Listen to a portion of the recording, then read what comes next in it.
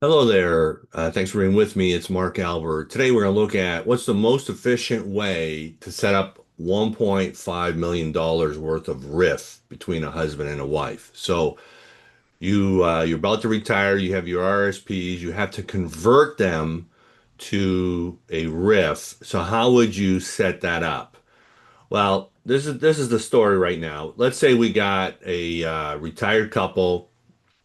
David, he's 68, and Sarah, she's 66, and they only have one adult child, Emily. She's 35. So they want to set up in such a way that the assets pass effectively and efficiently to their loved ones and avoid probate as much as possible. So that's the situation as much as possible. You will be the most efficient uh, in the most effective way is what we want to do. And this is how you'd set up. This is how I'd set up a $1.5 million situation here. So, looking at their $1.5 million, we're for simple math, we're going to say that $750,000 each is what they have in RIF money.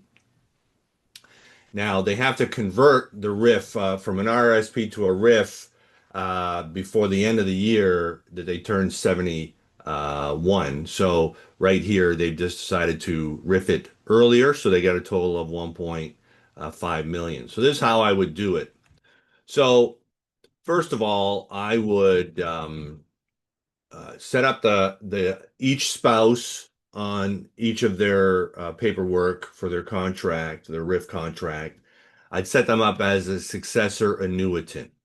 So the most effective way to set them up for estate planning from that standpoint is basically that each spouse would be successor annuitant. Now, the word annuitant is simply the person who receives the payments in this case. So successor means that after the passing of the one spouse, it would roll over to the other spouse. It's all basically is what is that is saying there.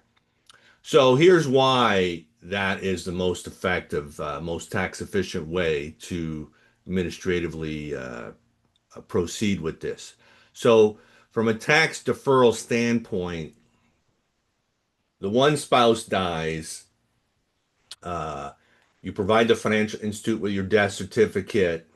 You may have to sign some paperwork saying I'm the successor annuitant, and but it can roll over so that it becomes their very own RIF where they're in full control, does not trigger any taxation to the estate, and then the surviving spouse is simply now fully in charge of that RIF. So, um, and what it does is it avoids probate because it doesn't go through the estate. You would not set the RIF up. Don't set up the successor annuitant in the will, okay? Because if you set up the successor annuitant, if you set up the spouse as successor annuitant in the will, well, the will has to go through probate. So there's $1.5 million that you're going to pay probate tax on, and you don't want to do that. Okay, so the simplest, the most effective way, tax efficient way is on the actual contract with the financial institute, you set up your spouse as successor annuitant. So naming a successor annuitant ensures a seamless transition of the RIF at death. The RIF continues in the hands of the surviving spouse. This can be, in fact, a lot less administratively burdensome for the surviving spouse who's already going through a very difficult time. So, um,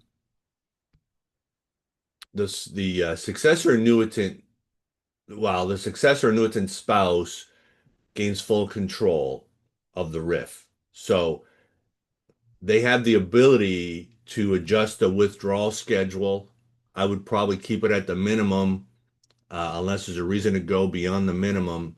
So if you can stay within the minimum, you are avoiding a withholding tax. Everything that you withdraw beyond the government set minimum, there's withholding tax. You don't want to be doubly taxed.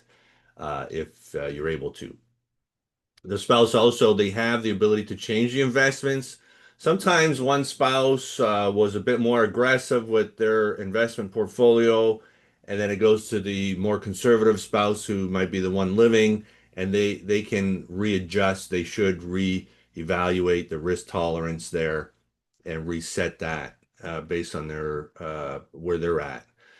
And then the surviving spouse would then designate their own beneficiaries on their own RRIF because it's now their RRIF. Now, important things to consider um, is it's crucial to designate the spouse as successor annuitant directly on the actual contract of the financial institute. As I said earlier, do not put it in the will. And then that will save you a lot of time and energy and such. Okay. So, all right. So let's say, so you could set secondary beneficiaries on your RRIF contract if you go through an insurance company here. And how would you set up your secondary? So if both spouses die, the last one dies, this is what you got to consider. Oftentimes, you notice at the beginning of this, they had a daughter named Emily. She was 35. So the tendency is to put the daughter as beneficiary and she receives all the money. So if she receives 1.5 million as a named beneficiary, she would bypass probate, right? But then the estate, the estate would be taxed as if the estate had earned $1.5 million of income. So that's a maximum taxation problem for this estate. So the way you would settle that is you would potentially put the secondary the last remaining spouse alive would potentially put the will as the estate um, the beneficiary as the estate that would fund the will because $1.5 million from a probate perspective alone is about $21,750. So 21,000, almost 22,000. So when the executor submits for probate, they have to include a check for the amount owing on the probate tax, which is the estate administrative tax. And then when your accountant files the terminal tax return, then you could have, half of that 1.5 or close to half in income tax owing to the CRA. So you want to set that up properly, but ultimately the estate planning, can be complex and highly individualized. So it's recommended that you consult a qualified financial advisor. Myself, I'm a certified executive advisor and an elder planning counselor. Been doing this over 17 years. So be happy to help you out with this. Also, you may consider an estate lawyer because sometimes, they got to set up the will, of course, and then you want to make sure a range of things are set up properly there too. So listen, thank you so much for being with me today and have yourself a wonderful day.